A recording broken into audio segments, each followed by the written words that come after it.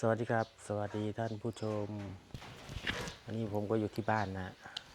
จะมาถามหนุ่มลาวที่มานอนบ้านคนไทยเป็นครั้งแรกสบายดีบาซาติ สวัสดีครั เป็นบยังไงนอนรับบ่นอนหลับสบายแบบบรรยากาศเย็นดีขนาดเลย สุดยอดขนาดนอนบ้านคนไทยครั้งแรกแต่ว่ามีหยังบ่เป็นยังไงคือคืออยู่ลาวเขาบ่แบบผมบ่ได้มีความกังวลในเรื่องที่แบบว่าอย่างเช่นคือคันคนต่างชาติไปพักอยู่บ้านคอยเนาะอยู่ลาวสินะก็จะมีความกังวลแบบหลายๆอย่างอย่างเช่นว่ากองร้อนบ่จังซี่นะอ๋อมันต้องได้แบบมันต้องได้ไปมันต้องได้เจออ่ะนั่นก็เป็นสิ่งที่แบบว่ากังวลสำหรับต่างชาติที่แบบไปพักอยู่หวานวาสตีแต่ว่ากลับกันในความรู้สึกของวาสตีแบบมาพักอยู่ในประเทศไทยอ่ะบ่มีความกังวลในเรื่องนั้นเลยแบบรู้สึกแบบสบายใจอิสระกว่า มันเป็นอีกอย่างที่แบบโอ้สุดยอดเป็นหลายในบ้านก็บ่ได้ย่างลงมาถาม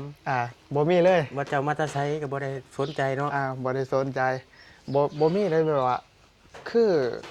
นี่แหละมันเป็นอีกอย่างหนึ่งที่บ่แปลกเลยแบบคนที่เขาเจ้าแบบมาเที่ยวประเทศไทยก็จะรู้สึกประทับใจบ่ว่าสิเป็นชาติใดก็แล้วแต่เวลาเขาเจ้ามาพักแล้วก็จะมาใช้ชีวิตกับประชาชนแล้วก็มาแบบกับชาวบ้านเนาะเราเห็นในสื่อแบบหลายๆเลยว่าสบายๆเลยก็เป็นอีกอย่างหนึ่งที่แบบบ่สติรู้สึกประทับใจเฮ้ยมันมีความแตกต่างกันแบบ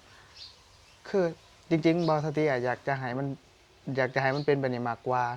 ปล่อยความอิสระอย่างเช่นว่ากองร้อนบ้านก็ทำหน้าที่ของตัวเองไป แต่ว่ามาดูแลจากที่แบบว่าที่เขามาถามแบบหาเงินถามหานู่นนี่นั่นอย่างที่เราเห็นกันนะแบบเขามาหอดกลางค่ำกลางคืนเที่ยงคืนกับแบบไปปลุกไปเคาะประตูเราเห็นกันหลายๆสื่อเราบ่ได้บอกขึ้นมาแบบลอยๆมาแหละเพราะว่ามันเป็นสิ่งที่เราเห็นอยู่ในโลกโซเชียลอยู่แล้ว คันสิแบบเปลี่ยนจากจุดนั้นนะถ้าสิให้มันสิดีนะก็แค่แบบมาถามมาดูแลก็จะเอาแค่นั้นพอบ่ต้องไปเอาอหย่างหลายเนาะก็ยังให้รู้จักเวลาเนี่ยได้คำว่ามาดูแลก็ได้มาเบิ่งก็จังซี่นะบ่แม่นว่าสิไปเคาะประตูห้องเช่าอิหยังจังซี่คือเฮาเห็นกันแบบคนต่างแขวงอยู่บ้านบ่สตรีนะคนต่างแขวงแท้ๆก็ยังแบบโดนอ่ะเออตั้งแขงก็โดนโดนค่าพักเศร้าอิหยังพวกนี้นะ ซึ่งมันก็มีความแตกต่างอย่างเช่นว่าคือเฮามาเนาะเมื่อคืนเนี่ยก็เมื่อคืนก่อนดึกดื่นเลยมากกับมาแบบหอดแล้วก็มาพักสบายแต่คือเนี่ยสะดวกสบายขันเป็นอยู่บ้านวาสติเนี่ยก็คือว่าแหละขันขันบ่ได้แจ้งเนี่ยมันก็ต้องก็เห็นอยู่แล้วนะก็บ่อยากเว้าหยังหลายอะนะแต่ว่านี่ก็เป็นครั้งแรกของวาสติคือกันที่แบบว่าได้มานอนแบบได้มานอนบ้านคนไทยคนไทยแล้วก็อยู่ในประเทศไทยเลยที่ว่าเป็นบ้านคนจริงๆเลยจังซี่นะ คือโดยปกติแล้วปกติก็จะไปต่างจังหวัดอย่างเงี้ยก็จะได้นอนแบบโรงแรมเนาะไอ้ตู้เนาะแม่นนอนโรงแรมนู่นนี่นั่นไอ้หยังประมาณนี้นะแล้วก็บ่คิดว่าเฮ้ยครั้งหนึงเขาจะได้มานอนอีหลีก็อยากลองเบิ่งอยากฮู้อีหลีอยากพิสูจน์ว่าเฮ้ยมันสิเป็นคือบ้านเฮาบ่หยังก็แน่นอนว่ากฎหมายมันบ่คือกันแต่เฮาก็อยากฮู้ว่ามันเป็นคือบ้านเฮาบ่จังซี่นะสิมีแบบอยู่ไทยเพิ่นก็มีผู้ใหญ่บ้านเนาะสายตรวจอิหยังเพิ่นก็มี มี นี่คือกันตำรวจบ้านหมู่นั่นแต่ตำรวจบ้าน เขาบ่ได้มาสิแต่ก็บ่ได้มาสนใจเออหยังเฮาแบบนั่นแหละมันคือความอิสระดีๆนี่เองแล้วก็มันคือความแบบคนที่มาอยู่ประเทศไทยหรือว่าคนที่มาพักอย่างเช่นบาสตีก็เป็นต่างชาติที่นำมาพักมันเฮ็ดให้ความรู้สึกประทับใจมันดีมันได้เข้าถึงวิถีชีวิตของผู้คนอีหลีอย่างเช่นว่ามาอยู่ไปซั่นแหละตามเหนือที่ไร่นาหยังเฮาเห็นจังซี้ออกมาข้างนอกก็บ่ได้มีอิหยังบ่มีปัญหาหยังวิมันเป็นสิ่งถีชีวิตที่ประทับใจคนไทยวิถีชีวิต กับคนลาวก็บ่แตกต่างกันหลายเนาะแม่นบ่แตกต่างกันหลาย แต่ว่าสิ่งที่โอ้คันสิว่า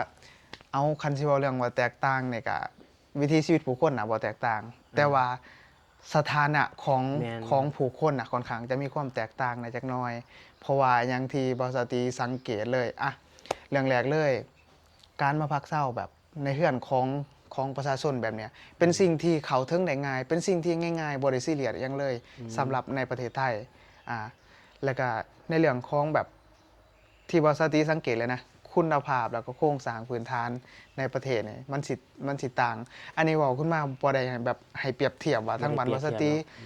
แย่หรือว่าทั้งประเทศไทยดีจังซี่นะสิ่งที่เฮากำลังจะบอกก็คืออันใดที่มันดีเฮาสามารถไปปรับปรุงใช้อันใดที่มันบ่ดีประเทศที่เขาเจริญแบบเขาเฮ็ดแล้วเขาล้มเหลวเฮาก็บ่จำเป็นต้องไปเฮ็ดตามอันนี้อ่า เขามาเห็นโดยตาเนื้อเขาเองเลย ออว่าสติเขาเว้าตามความรู้สึกแล้วก็เฮามาเห็นอีหลี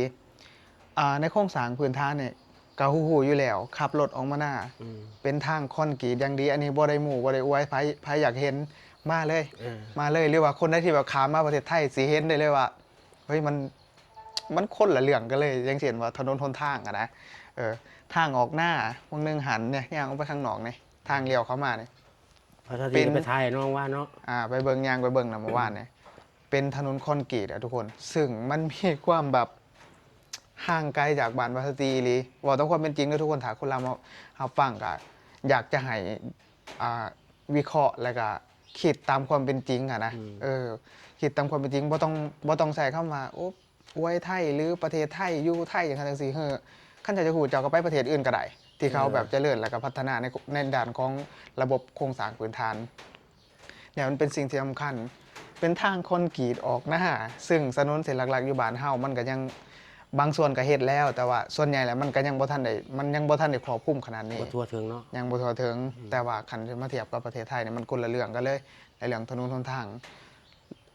บ่เว้าเลยว่าถนนเส้นหลักเนี่ยหลายเลนเลยแหละหลายเลนแต่ว่าถนนออกไห้ออกหน้าเนี่ยเป็นคอนกรีตอย่างดี แล้วก็อีกอย่างหนึ่งที่บอสตีรู้สึกว่าสังเกตขี่รถเข้ามาในหมู่บ้านให้ตามที่ตาบอสตีเห็นกับประมาณสักเอาสัก95%ไปก่อนซะที่เห็นเนี่ยก็คือมีรถจอดทุกบ้านมีรถจอดทุกบ้านอย่างเช่นส่วนใหญ่แล้วเนาะก็กระบอกกระบะรถเก๋งบางบ้านก็มีรถตู้นี่แหละมันก็เฮ็ดให้เฮาฮู้ว่าเฮ้ยเนี่ยมีรถเกี่ยวสิเนาะมีรถเที่ยวและที่สำคัญทุกคนเบิ่งฟังนั่นนี่เกี่ยวเขารถนี่มีรถเกี่ยวไถนา เขากูบ่ตาเด้มันคือคันเป็นล้านกว่าพุ่นเด้นี่แล้วก็มีรถไถนาคูโบตาอีกพวกมีกระบะคือนี่ก็แบบก็อยู่กันเราอยู่กันแค่2คนอยู่2 คน อยู่กันแค่2คนเพิ่นก็มีรถใส่รถหยังบ่แม่นว่าสิแบบสิทายว่าเฮ้ยก็แม่นแล้วไปทายคนผู้มีเพิ่นบ่ได้มีเด้เพิ่นก็เป็นแบบว่าชาวไร่ชาวนาคือกันเพิ่นก็บ่ได้ว่าเพิ่นรวยเด้ล่ะเพิ่นก็บ่ได้ว่าเพิ่นรวยแต่ว่าคืออยู่ประเทศไทยยอมรับอย่างหนึ่งก็คือเพิ่นมีอาชีพเฮ็ดแม่นอย่างเช่นว่าปลูกมันก็มีโรงงานรับซื้อมันแม่นปลูกข้าวโพดมีโรงงานรับซื้อข้าวโพดปลูกข้าวมีบ่อนขายก็คือเจ้าเฮ็ดอีหยังก็สามารถขายได้สมมุติว่าอาชีพทำนาก็ทำนาปีหนึงนี่มีปีละเทื่อแม่นบ่ล่ะเพิ่นก็ไปเฮ็ดแนวอื่นบ่แม่นว่าเฮ็ดนาอย่างเดียวบ่แม่นว่าเฮ็ดนาอย่างเดียวนั่นแหละบอสติก็เลยมองว่าเฮ้ยการ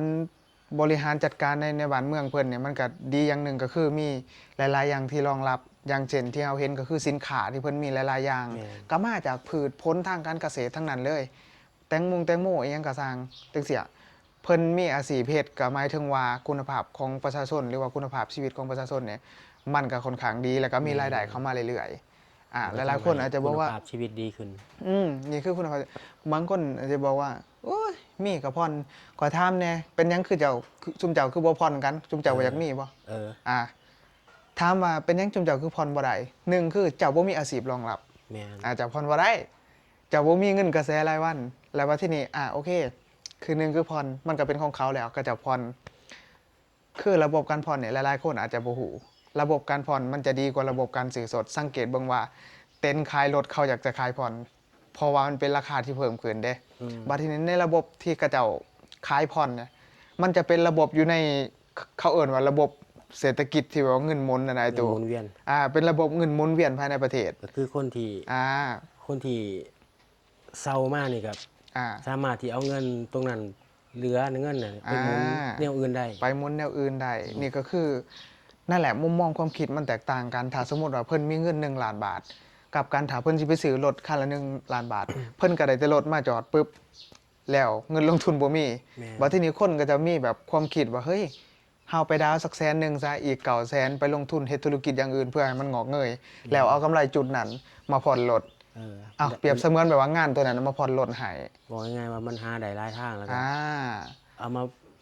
มาจ่ายตรงนี้มันก็ยังเหลือนั่นแหละก็คือคุณภาพชีวิตมันต่างกันอีหลีนี่คือต้องชื่นชมเลยประเทศไทยก็คือหลักๆเลยสิ่งที่บอสตีประทับใจก็คือมานอนบ้านของคนไทยแต่บ่ได้มีอีหยังที่แบบว่าเฮ้ยบอสตีสิถือจังใดอีหยังบ่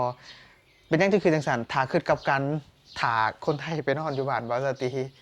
โดนแน่นอนโดนก็คืออาจจะบ่ได้แบบสิขาลั่นฟันแทงอีหยังกันดอกแต่ว่าหมายถึงว่ามันสร้างความหงุดหงิดสร้างความกังวลใจให้คนที่เขาเจ้าไปภาคเศร้าบ่ได้เว้าถึงว่าเฉพาะคนไทยได้ คนต่างชาติชาติอื่นที่บ่แม่นคนลาว อืม ก็โดนคือกันสิ่งที่เราเห็นข่าวล่าสุดกับคนลาวที่ไปพักอยู่ในบ้านบ้านพักหรือว่าไปพักอยู่ในหอพักหอเช่าอย่างที่นะเห็นคนต่างแขวงไปก็ถูกนายบ้านถูกตำรวจบ้านไปเคาะประตูอย่างที่นะอันนี้เฮาก็จะคือขนาดว่าคนลาวคือกันก็ยังบ่เว้นนะเว้าตรงๆเลยอันนี้คือบ่สติเว้าในความรู้สึกของบ่สติเลยที่เราเห็นแล้วก็ความเป็นจริงมันเป็นแบบนี้ มันก็คือเฮามาอยู่จังซี่ความหมายของเฮา มาเฮาอยากมาแบบสบายใจ อ่า แล้วก็อีกอย่างหนึ่งการกระจายรายได้ของชุมชนมันก็มาตกอยู่ที่ชุมชน ถูกต้อง มันบ่ได้แม่นไปตกอยู่แต่ในโรงแรมอย่างเดียว แมนก็คือไอ้ตัวเรากำลังสิบอกว่าอยังเช่นว่าคือบอสตีมาเนี่ยมันก็อยังเช่นบอสตีไปสื่อของสื่ออหยังจากสีนะตามหมู่บ้านมันเป็นรายได้เขาหมู่บ้านถึงชุมชนโดยตรง แม่น ถ้าเอาไปนอนพักอยู่โรงแรมก็คือเจ้าทุนหรือว่าเจ้าของโรงแรมใด แม่น ฝ่ายเดียวอย่างเดียว ฝ่ายเดียว อีกอย่างประมาณนี้มันเป็นการกระจายรายได้อยังเช่นว่าคือบ้านเฮาเนาะ อืม คนบอกกันตามความเป็นจริงคือบริษัทตีมาพักจังสิคนที่แบบพามาหรือว่าไอ้ตูพามาไอ้ตูเราก็มั่นใจอยู่แล้วว่าเฮ้ยเฮาบ่ได้มันเป็นคนขี้รักขี้เล่มบ่ได้เป็นคนที่แบบว่าก็คือมั่นใจอยู่แล้วว่าสิเอามาพักอยู่ในเฮือนในศาล แม่น กับกันคนชาติอื่นที่มาพักในเฮือนของคนลาวคือกันไผสิไปกล้าขโมยของ แม่น อยู่ก็อยู่ในแผ่นดินประเทศอื่นนั่นบ่ล่ะระบบพาสปอร์ตยังเขาอยู่ในระบบคอมเบิดแล้ว เขาบ่สามารถเฮ็ดจังไดแล้วเขาเข้ามาก็เจ้าก็มีค่าธรรมเนียมการเข้ามาเหยียบแผ่นดินอยู่แล้ว และการที่เขาเจ้าเดินทางมารายได้เขาก็ซื้อนั่นซื้อนี่เฮ็ดนั่นเฮ็ดนี่มากิน มันก็เข้าถึงชุมชนแล้วก็เป็นอีกรายได้อย่างหนึงที่เข้าประเทศเฮ็ดให้คนแบบคันเว้นจุดนี้ได้ข้อยเชื่อว่าการท่องเที่ยวในประเทศลาวมันสิดีขึ้นอ่า แล้วก็ข้อยเชื่อว่าคนไทยที่มีพี่น้องอยู่ลาวคนลาวที่มีพี่น้องอยู่ไทยก็สิไปมาหาสู่กันง่ายขึ้น แม่น อ่า อีกอย่างหนึงนักท่องเที่ยวก็อาจสิเพิ่มขึ้นก็ได้ อาจจะเพิ่มขึ้นคือนักท่องเที่ยวตอนเนี้ยส่วนใหญ่ประเทศลาวบ่ได้ดังนำอีหยังใดดังนำเรื่องกองร้อน โอ้ เว้าถึงในโซเชียลเว้าถึงในโซเชียลเนาะไผก็คือโอ้ย่านกองร้อนบุกบ้านอีหยังจังซี่ บ่กล้าไปแล้วก็ ย่านกองร้อนย่านจังซั่นจังซี่เนาะเขาก็ย่านถูกจับบ่ถูกจับเขาก็บ่ย่านแต่ว่าถูกปรับไผเหียกเสียเงินแม่นบ่ล่ะ แม่น โดยที่มันบ่สมเหตุสมผล อะไรอย่างจังซี่ อืม ก็จะประมาณนั้นแหละทุกคนอยากคลิปนี้นะสิสรุปให้ฟังเลยว่าบ่ได้บอกว่าทางนั้นบ่ดีหรือว่าทางนี้ดี แต่อยากจะให้ทุกคนเห็นว่า การที่เฮาอำนวยความสะดวกหรือว่าให้ความอิสระกับนักท่องเที่ยวเนี่ยมันมีผลดีอีกอย่างหลายๆอย่างมากๆเลย แม่น ถ้าเกิดว่าหลายๆคนบอกว่าเฮ้ยถ้าเกิดเขามาก่อความหมุนวายอย่างสันจังสีเด้คำถามคือระบบคัดกรองอยู่ที่ตมมีพร้อมแล้วบ่ถ้าเขามีประวัติติดตัวเขาก็ต้องมีเจ้าก็ต้องฮู้อยู่แล้ว เขาว่าพักเจ้าหน้าที่เจ้าก็ต้องมีแบบว่าเขาเอิ้นว่าจังได๋วะเจ้าบ่มีความสามารถที่จะไปจับเขาได้บ่แต่ที่แน่ๆคนที่เขามาพักน้ำไม้น้ำหนอง ส่วนใหญ่ก็มีแต่คนรู้จักกันทั้งนั้น แม่น มาพักอยู่ในเฮือนนี่แหละ ไผสิเอาโจรเข้าบ้านแม่น ไผสิเอาโจรเข้าบ้าน ออกจากคุกมาจากบ่หนาวตาไผนั่นรับรถรับขึ้นมาตามสายทางขึ้นมาพักน้ำอันนี้มันก็บ่แม่นแล้ว คนที่รู้จักกันทั้งนั้นแหละ คน ญา ที่ ติพี่น้อง คนสิมาลักเล็กขโมยนี่มันก็ อ่า มันก็สิมาเฮ็ดแนวนั้นมันก็ถือว่าโอ้แม่นคนดอก โอ้บ่แม่นคนแล้ว เออ แล้วก็คือเอาตามความเป็นจริงก็คือไผสิไปกล้าเฮ็ดอีหยัง แม่น มันบ่ล่ะนั่นแหละก็อยังให้เห็นว่าเฮ้ยถ้าเฮาเฮ็ดแบบเนี้ยมันอิสระได้ให้ความอิสระแล้วก็นักท่องเที่ยว คนที่เขาจะไปเที่ยวเนี่ยมันสิเข้าถึงตัวชุมชน มันสิเข้าถึงตัวประชาชนได้มากกว่าอีหยังประมาณนี้นั่นนี่ก็คือความแตกต่าง ให้เฮาลองพลิกผันจากคำว่าคนที่เขาย่านกองร้อนเฮาเฮ็ดให้คนที่เขาเห็นกองร้อนแล้วรู้สึกอบอุ่นดีกว่าบ่ลองคิดตามๆกัน ถ้าสมมุติว่าสิไปเคาะประตูฝั่งนั้นมันแค่คันเฮามาหาได้แต่ว่าโอ้เป็นจังได๋สบายดีบ่ยังมีหยังก็ให้ติดต่อหาเด้ออย่างนั้นจังซี่เฮาบ่ได้มาเฮ็ดหยังมีแต่แบบมาเบิ่งซื่อๆมาดูแลความปลอดภัยให้อิหยังประมาณนี้ อืม ค่อยคิดว่าตาบาปของคำว่าคนที่ย่านกองร้อนน่ะมันสิพลิกจากหน้ามือกลายเป็นหลังมือได้บัดนี้ แม่น เฮ้ยรู้สึกว่าเฮ้ยก็ดูแลความปลอดภัยเฮาดีได้อนี่อันยังประมาณนี้มันสิรู้สึกว่าแบบมีการเซฟตี้ขึ้นเลยนะถ้าพลิกเกมได้ มาฮอดก็มีความสุขดีเนาะ แมนรู้สึกแบบอีหลี เป็นกันเองเนาะ ประทับใจเป็นกันเองตอนทำดีมากๆเลยต้องขอบคุณแบบครอบครัว เจอ ไอ้ตู้แล้วก็เอื้อยน้องทุกๆคนอีหลีแบบรู้สึ แต่ กป ว่า ระทับ ปลา ใจ ก็ อี ต้อ ห ง ลี หาตึกเอาเองเด้อขอยตึกบ่เป็น แมนปลาก็คือแบบ มาน สะ อ ดว ยู่ กสบาย ช่อง ม่วน เทือมันก็ได้มาปลามาลาบอยู่ คักคักคัก นะครับ เป็นสิ่งที่ประทับใจเลยทุกคนก็คือเฮามาบอกในเรื่องของความอิสระแล้วก็การอยู่ใช้กระไดในประเทศไทย แม่น บ่ว่าแต่คนลาวมาอยู่ในประเทศไทยประเทศอื่นที่เขาจะเอามาอยู่ในประเทศไทยก็มีเยอะแยะมากมายเป็นสิ่งที่อิสระโอ้สุดยอดทุกคนมื้อนี้ นะครับสำหรับที่นี้เนาะก็ได้ฮู้ได้เห็นความรู้สึกของคนลาวที่มาพักในเมืองไทยนะครับเนาะครั้งแรกในชีวิตเนาะของเจ้า แมน เนาะ แมนแมน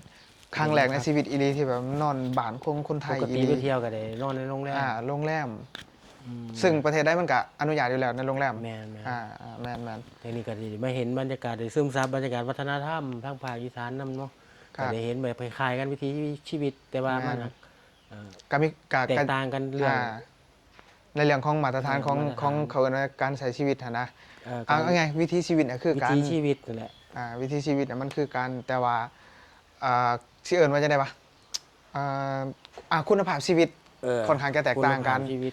ขึ้นหาคำบอกทุกคนประมาณนั้น นะครับ โอเค นะครับ ไปแล้วครับสวัสดีครั ครับ บ